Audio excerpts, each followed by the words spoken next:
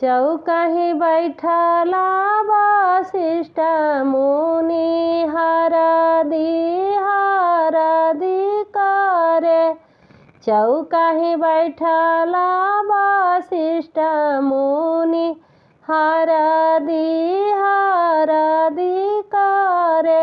ए जीवित हरदिया के जुनित हरदि चढ़ावहु। ए जीवित हरदिया के बेरात हरदि चढ़ावहु। पाँच पाँच पंडित बोलाइले वेदी बैठाइले। पाँची पाँची पंडित बोलाइले वेदी बैठाइले।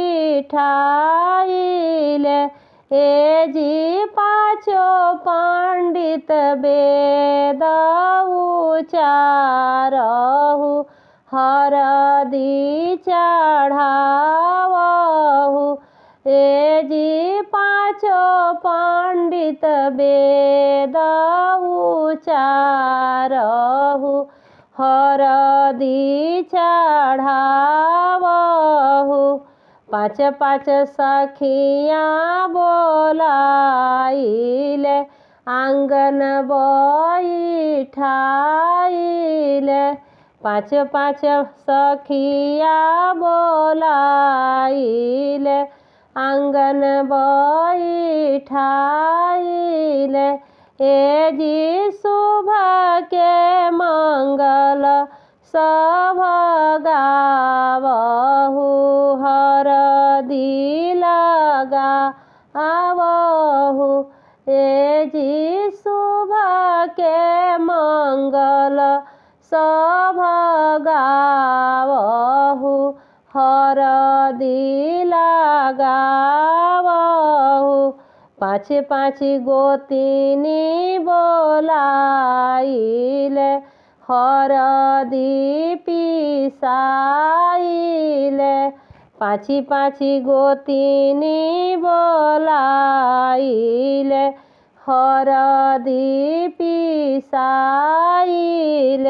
ए जी शुभ के मंगल सब गावहु हरदि लगावहु। ए जी शुभ के मंगल सब गावहु हरदि लगावहु।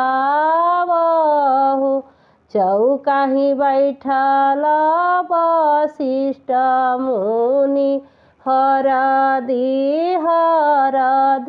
करे। ए जीवित हरदिया के जुनित हरदि लगावहु।